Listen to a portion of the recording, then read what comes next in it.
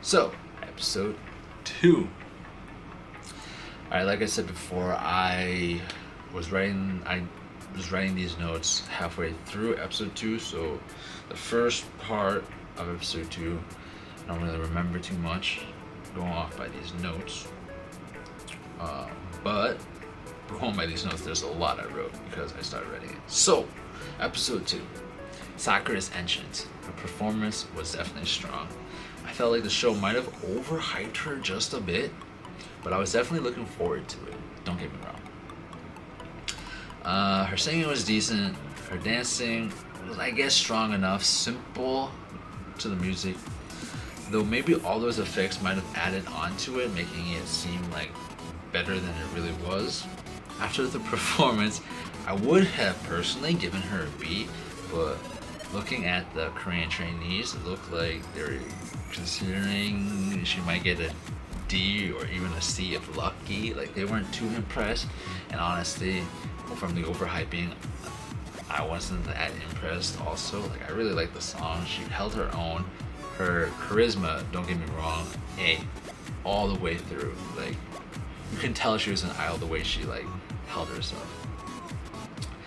But at this point in the show, with all that build-up, I was thinking, man, oh my god, it is a C. In my head, with all this hype, I thought she was actually gonna C. Huge controversy, not really, but that's what I was thinking. And then, but like I said, it was good build-up to the show, because started from the middle, now she has to claw her way up. And then I saw this scene where she's talking about starting from F again. I was so confused. And then I hear she gets an A, and so I'm honestly shocked. There was a lot of really good Korean performances, and to say that Sakura got the A, I don't know if she really deserved it, but I think this was I guess, to light a fire under the Korean trainees and under the Japanese trainees. For Sakura to be the face of just charisma, I think is just really good.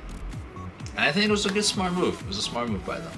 Oh, I wrote down that I actually gasped when I heard that she got an A. I probably just but and then after she got the A, she pulls out her main character speech from an anime or something, and it actually got me pretty good. I was feeling quite emotional. How I think it was she's gonna do really well, something along those lines. And then when I heard the Pick Me song they demoed, I was like, oh boy, this is gonna be good. And it was good because they released that song on Mnet, I think a month before, so you get to see all the members. But yeah, had a good tune, and then the catch is that you had to memorize it in Japanese and Korean, so that's, I think, more advantageous to the Japanese. Granted, because they had to come to Korea, right? And then some of them actually sang in Korean. So while the Koreans didn't really have to sing anything in Japanese, right? But they did know that AKB48 song, so yeah. But as someone who has studied a bit of Korean, I could say that learning Korean would be easier for the Japanese, because Korean is such a beautiful language, and the alphabet is one of the most beautiful and easy to get right away. While the Japanese is kind of weird. I want to say it's weird. Technically, if you're just memorizing lyrics, it shouldn't be that hard. It's just pronunciation at that point, right? So maybe, give or take about the same, because Korean idols do have to learn Japanese when they debut in Japan, right? So it's doable on both sides. Ooh, just went on a tangent there. But yeah. Oh, and it was really shocking that the F people can't be on stage. They're just out there backup dancers. But I think that's the same with the other produced seasons. So really not that big of a shocker. The training facility was pretty huge. The F shirts were really plain, hella dead there. And yeah, there was that really awkward feeling. They're trying to, I guess, highlight that there's that language barrier, and I could totally relate to that. Being not able to communicate because I am in China right now working while I am born and raised in the U.S. So my Chinese is definitely not good. I do have trouble speaking and getting what I want. But yeah, I know that feeling. And to be honest, I was kind of surprised to see that girl sitting in seat 1, that former YG girl, was in the C group. She didn't really make an appearance in episode 1 or episode 2, to be honest. I think what I'm seeing, the only quick glimpse was that I think they said that she could dance pretty well. Sadly. But yeah. And then there was another part, I think, to dance, right? So I don't want to make it like a race war, between Korea and Japan, or Korean versus Japanese idols, but the way they set it up, it kind of felt that way. Not to say that's a bad thing. It's just a little national pride in that.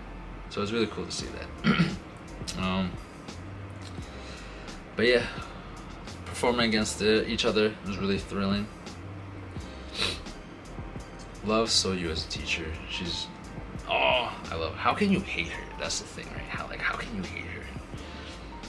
And then, Sakura coming in with the, I'm gonna sing in Korean, right? Like, so it was like, if Korean's pretty hard for you, feel free to sing in Japanese, like whatever you're most comfortable with. And Sakura pulls out with the, I'm gonna sing in Korean, which definitely, got me feeling some type of way. Don't get me wrong, like that's a slick move, and that is a good move. And I swear, the editing in the Produce show when Sakura was gonna hit her high note, hella dramatic. They brought in Miu to, I guess, teach Sakura that high note, and because of it, Sakura was able to hit that high note. But let me go off on a little tangent and talk about Miu for a second. Like, bro, everyone is talking about Miu. Like, that 2-second clip of her basically skyrocketed her onto people's radar, from what I've read or from what I've seen.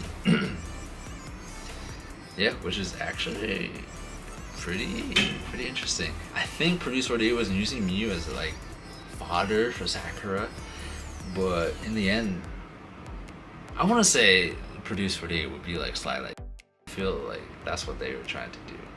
And I was actually surprised to see another Japanese, because like I totally slipped my mind that Miu went into A-Team. Like, what?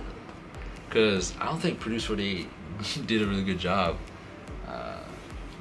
doing that or hyping Miu up.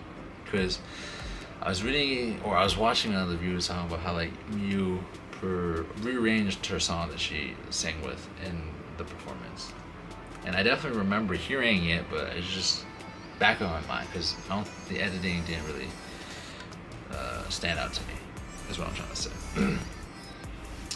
But yeah, pretty good. Meiji Lee teaching the D class. Hell yeah, Meiji Lee. I feel like she'd be really good with that, considering she runs, I don't know if she runs, but with her group of dance trainers and friends, she teaches a lot of choreo to a lot of, I guess, experienced and non-experienced people. So yeah, it makes sense.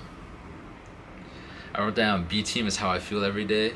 I don't know what B Team was doing. I think it was like something to do with their language barrier, because I think B Team had the most diverse group of idols, speaking multiple languages from different regions through the globe. The F class, ooh, yeah. They're making a joke how like the F, when they say in the mirror, it kind of looks like how Koreans laugh while texting, like the K, or K, because F is really similar to the Korean K, or the K sound. You understand. And then trainer Bae-yoon Jung, I think that's how you say it. The montage was cool, like the way I think they were portraying how like she actually smiled here. Oh, the girl who was lost and had a dead face. That's me, 100%. So funny, but I felt really bad. I think they compared her to the girl that debuted and produced 101. It kind of had the same face too. I forgot her name. I'm so sorry. But the one who was in Produce 101 also started in F and made her way to A. So that's a highlight right there. Oh, and Produce actually added the gulp effects for Ari. Oh, that's her name.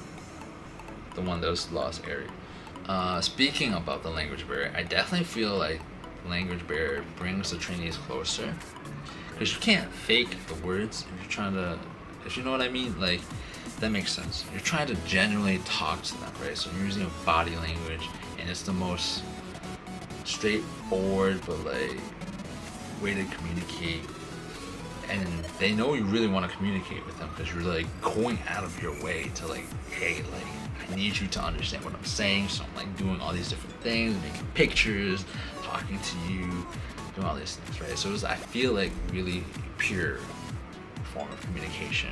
Well, if you like know each other's language, sure, you can talk, I guess, really easily, but in a survival group, there's a lot of times where it's just like you just say one thing, but there's a double meaning behind it, or whatever. That's how I feel. And so for the F class, it looked like, I think during one of the parts when they were doing their retake for their grading again with the cameras. So for the F class, it looked like when one of them failed, the rest just started crumbling, and it was actually heartbreaking to see.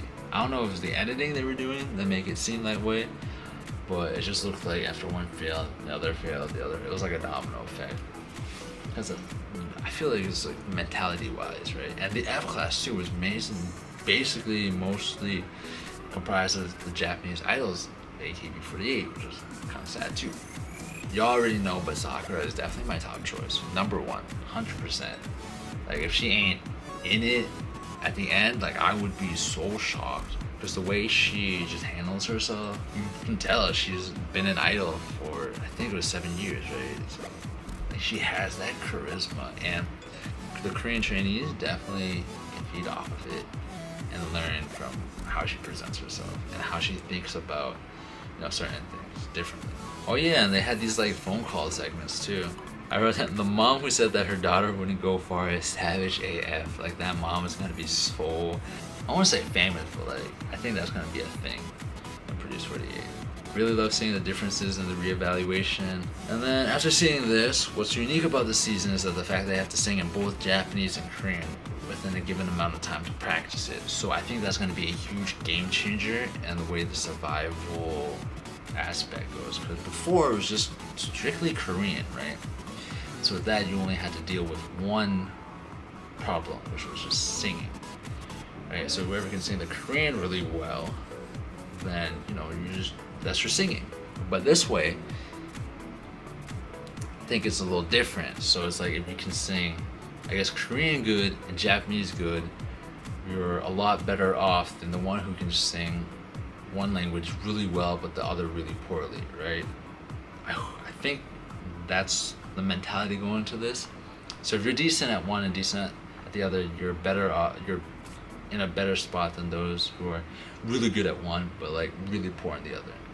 So when it comes to vocals and singing, I think whoever can manage that the best can get into A faster, which I think is pretty cool. But yeah, it's a lot of me rambling and stuff. If you stick through all of this and write down who you think I should look forward to or keep an eye out, or write down who you're looking forward to and keeping your eye out. I think I mentioned Jarina, the girl from Ladies from After School. I will remember her name the next time. Sakura, and then people are looking out at Miyu. And then I'm still looking at the girl from YG, because I think she's really funny. Also, the other Japanese girl that reminds them of Jubi. And then I don't know. There's another. I'll make a solid top 12 list next time. Keep my eyes out. Keep my options open. Who I think is my top 12 are gonna make it in the end. Alright, so you already know, support these girls, vote you have that ability to, and just have fun watching it. If this entices you to watch Produce 48, please do and join me in this hype survival show. If it doesn't, that's fine. It's just a little my, I guess, guilty pleasure. You already know. We on to the next one.